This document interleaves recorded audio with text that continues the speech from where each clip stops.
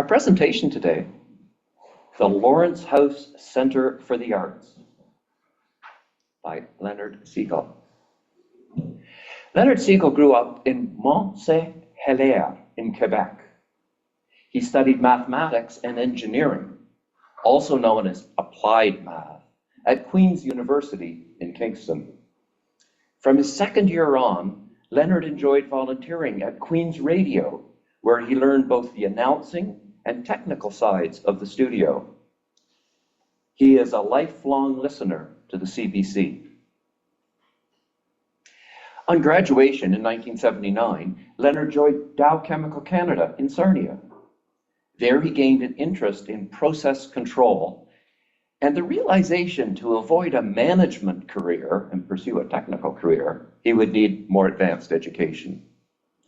So after 2 years, he left for McMaster, where he obtained master's and PhD degrees in chemical engineering and process control. While there, he also met and married his wife of 40 years, Marilyn Mason. Leonard joined Esso Chemical in process control group in 1988. And during his technical career in Sarnia, his work touched all 5 of the remaining plants in the petrochemical complex. On the artistic side, the elementary school he attended until grade 5 in a historic red brick house with a turret on the banks of the Richelieu River. That school had extensive artistic practice integrated into the days, including recorder lessons, clay, and painting. Leonard was given a camera for his 13th birthday and has loved making and printing photographs ever since. He was program director for the Sarnia Photographic Club from 2005 through 2017. Leonard also took night classes in pottery at Lambton College for 13 years. He has exhibited his pottery and his photographs in various Lambton County shows, including Gallery Lambton, the Lawrence House Center for the Arts, Gallery in the Grove, Artopia Gallery and Framing, the Victoria Playhouse in Petrolia, and the Sarnia Lambton Artists Fall Studio Tour. Leonard's been on the board of directors for the Lawrence House Center for the Arts since April of 2013, and he will speak today a little bit about the history of the Lawrence House, but mostly about how it functions today. Let us warmly welcome Leonard Segall.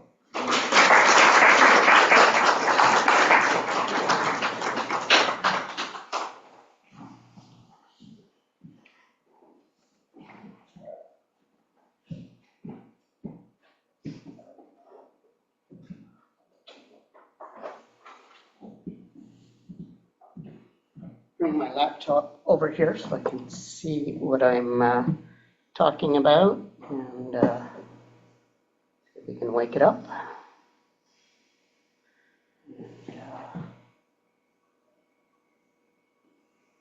Oh, did I lose the meeting? Yes, I did. I don't see it there. Yeah.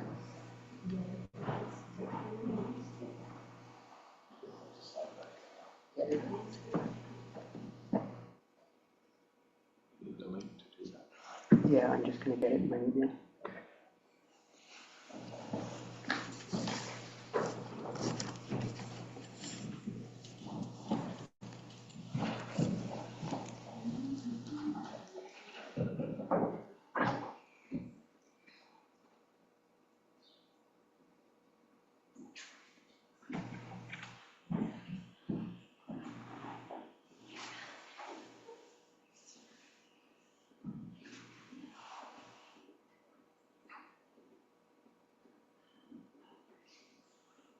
Here's the link. There it is.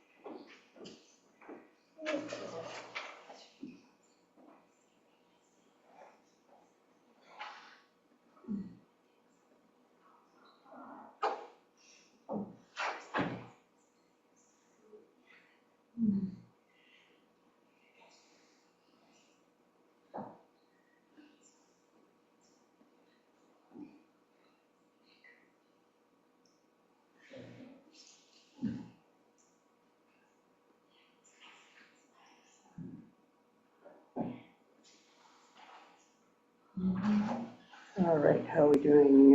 Where's the share? Where's the share?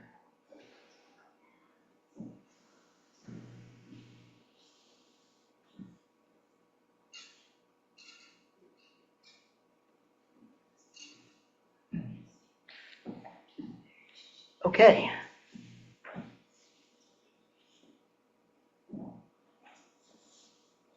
All right, let's see, is the camera, oh, and the camera's even on me. Can everyone hear me? Okay, so I think I better put this down. And you got a stand right there. So there's two options. We can pull that stand. No, this is good. Or we can move this out of the way.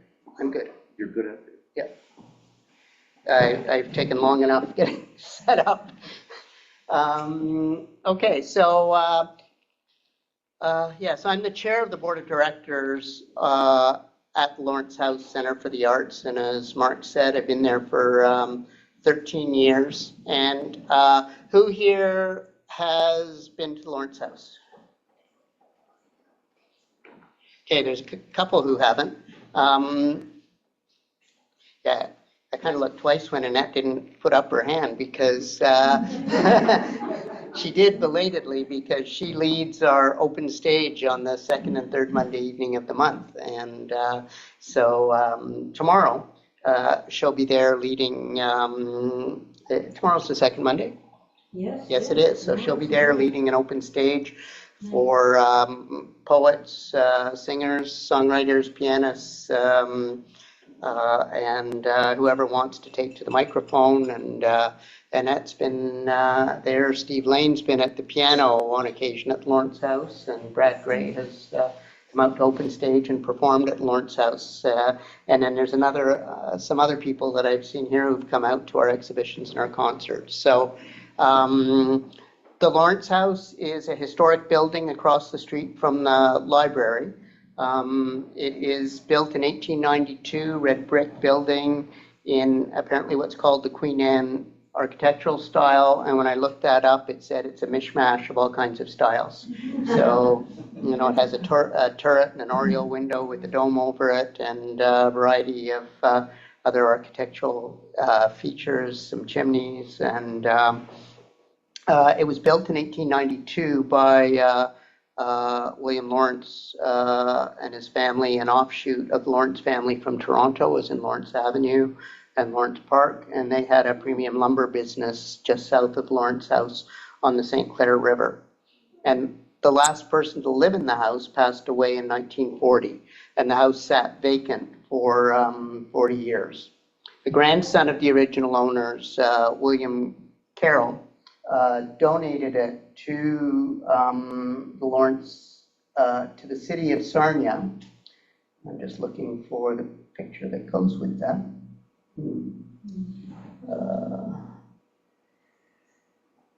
Oh, it's here.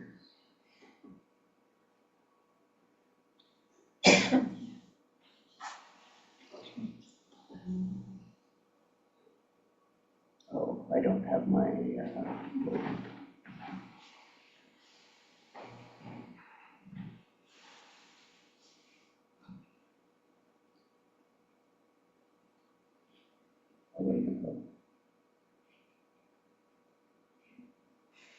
yeah. So the caption on this picture says that it's William Lawrence in front of the Lawrence House, but I think that's actually the picture of Carol Lawrence, the grandson, who donated the house to the city of Sarnia. And the house was run down, overgrown, and the city was wondering what to do with, you know, what at the time was a ramshackle house.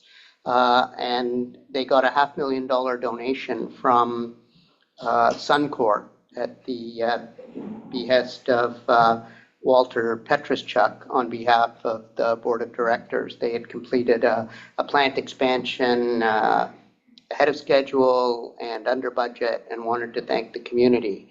And they donated a $500,000 to the city of Sarnia, specifically towards the renovation and restoration of the Lawrence House. And so that project was carried out in the early 80s. It ended up being like $1 million project with money from the province and the city. And they sold off all of the contents of the house at auction as a fundraiser for, so some people around Sarnia have pieces of furniture from what was in the Lawrence house.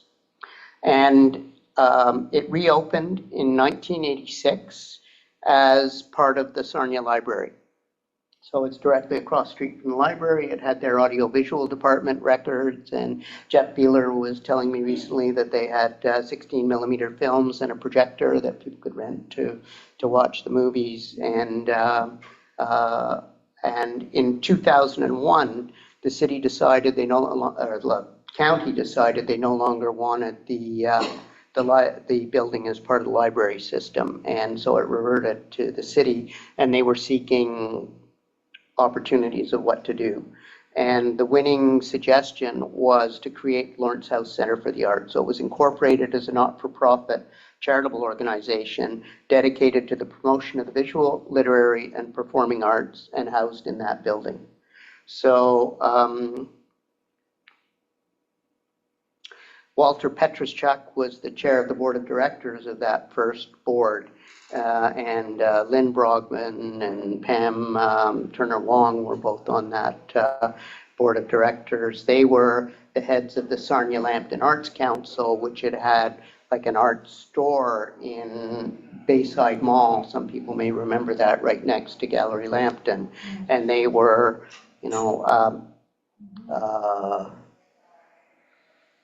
lobbying for a permanent home for the arts in Sarnia, and they were integral to the creation of the Lawrence House Center for the Arts. And for many years, the Sarnia Lambton Arts Council ran the gift shop in the Lawrence House Center for the Arts.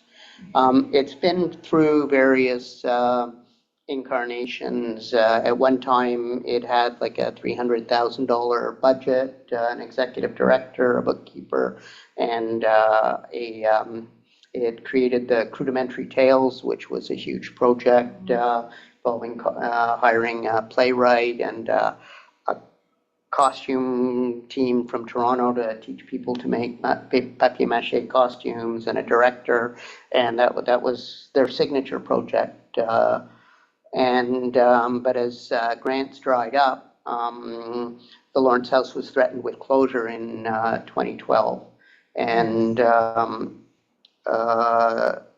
a new board of directors that I was on was elected in 2013 with a vision to run it as an all-volunteer organization.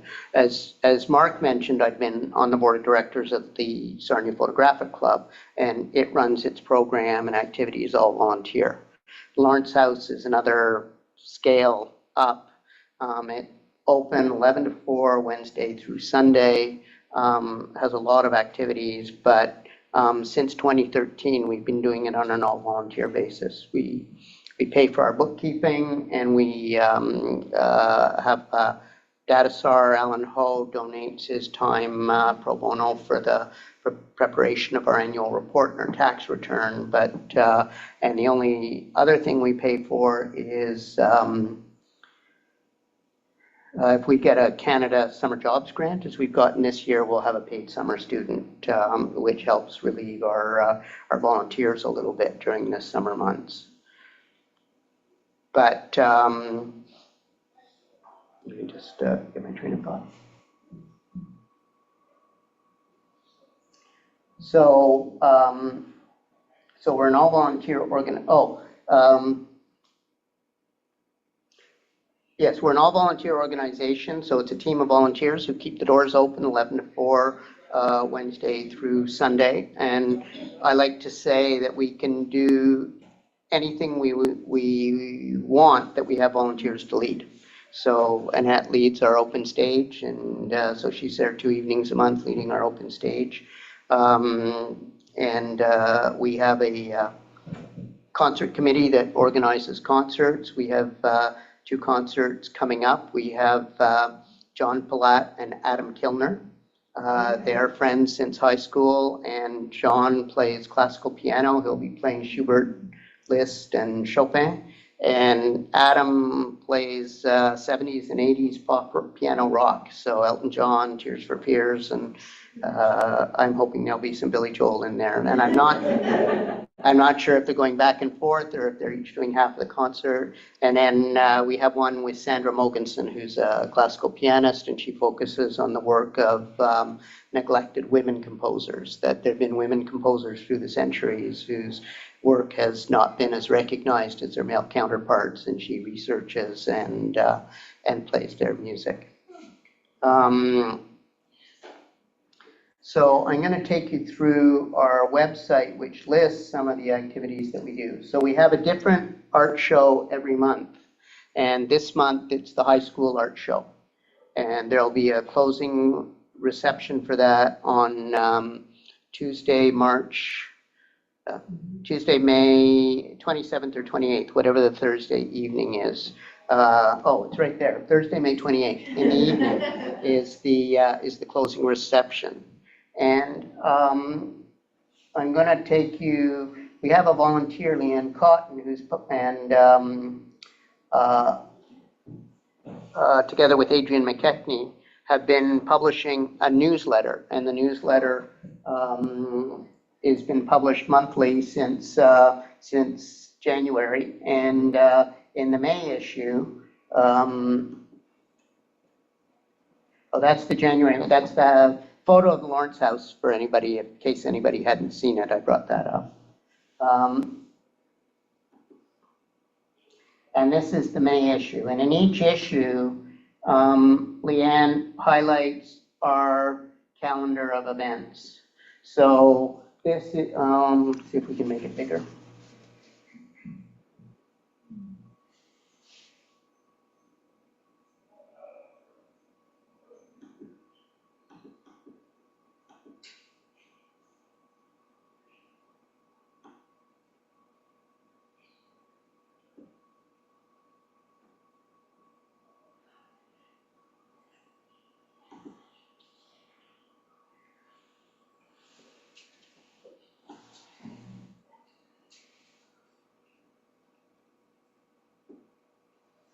Okay, so right now we have the high school art show, and our previous show was Lambton College Arts Collective Photography and Pottery. The show before that was fiber art. Now, the Lawrence House is a member-driven organization, so we sell memberships, $20. Just to support the Lawrence House. For $20 plus 5 hours a month of volunteering, you can exhibit your art in the gift shop and in our member shows. Or there's a $50 membership that lets you participate to show your art in the gift shop and our member shows without volunteering. So you can kind of buy your way out of the volunteering. But in March, we had a fiber art show with 5 artists doing different styles of fiber art. One of the artists was Cheryl Lakes, who is turns out is the daughter of one of Mark and my colleagues, Don Norris, and then Patty Cook, Carol Kartunen, Cynthia Lassen, so 5 different fiber artists all doing stitching and felting and different fiber arts. And in the turret room, we had a member show. So we always fill the house with art, and 5 or 6 of the shows a year are member shows where our members get to show their work. And in February was our annual Floyd Gibson juried show. So that's a show where on behalf of the mayor of Sarnia, they give us a donation of $500 that we give out as prizes in the show. So $250 for first, $150 for second, $100 for third, and it's one of our most popular shows because it brings in one work by artists throughout Sarnia Lambton. Coming up in June, we have our annual First Nations show, Three Fires by the Water. And we have shows through the fall, including a member show. And November, December, January is our gift-oriented Christmas show where we turn the whole house into a gift shop. And so it's kind of, most of our shows are, red dot, come at the end of the show and pick up your work. Some of them, the work's not for sale, like the high school art show. And then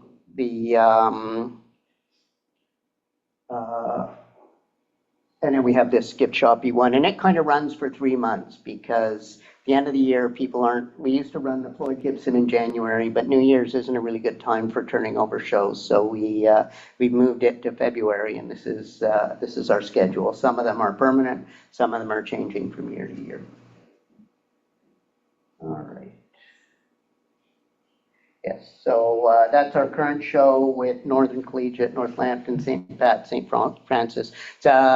Sometimes the high school art show is really angst-filled, and this year there's still some angst, as you would expect, but there's also a lot of hope and cheerfulness and color, so it's a beautiful show.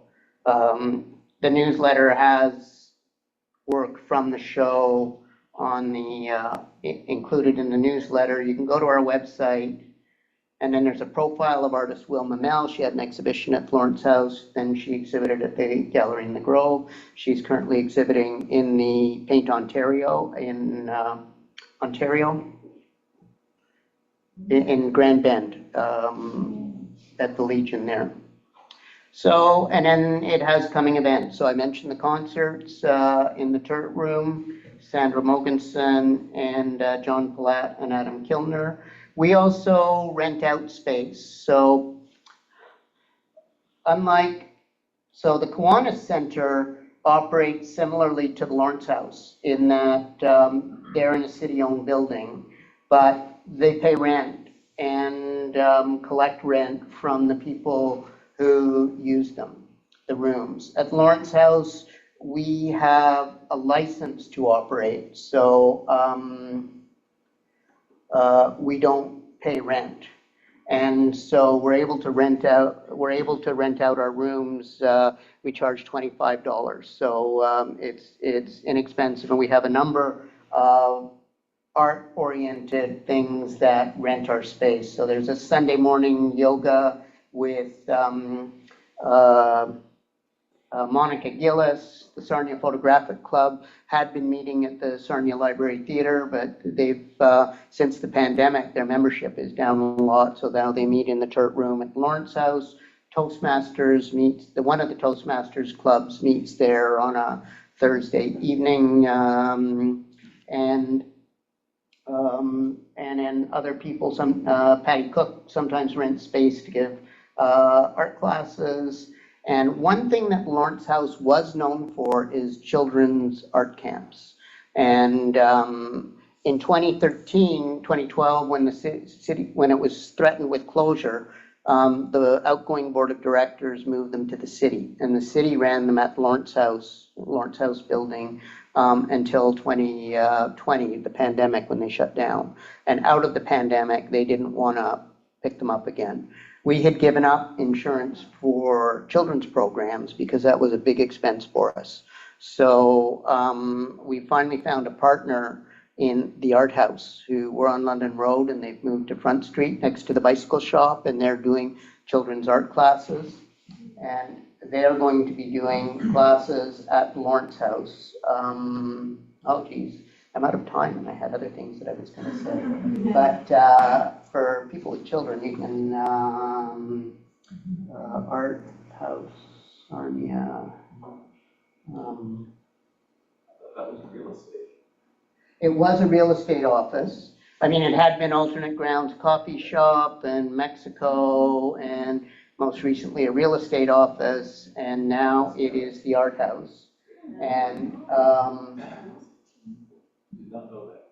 and if you go to their website and go to upcoming classes and camps, then you get the various weeks of the summer camp that are going to be at Lawrence House. So I had, I think, more things to say, but I'm out of time. So I'll mention that we have an online gift shop, shop.lawrencehouse.ca. It's implemented through Shopify, and that's one of our biggest tasks for our volunteers, getting all of our inventory into Shopify. And then everything in our gift shop is also available online. So you can shop online, and then you can buy things online. Tickets to our concerts can be bought online. And almost everything is on the front page of our website. So if you go to the front page of our website, you'll see what our current show is. You can click on the newsletter, which has all that information I was going through. And Annette has pointed out to me we're going to be canceling May 18th because that's Victoria Day, and other things. So if you go to our website, and you can sign up for our newsletter that gives you information. Thanks, Mark.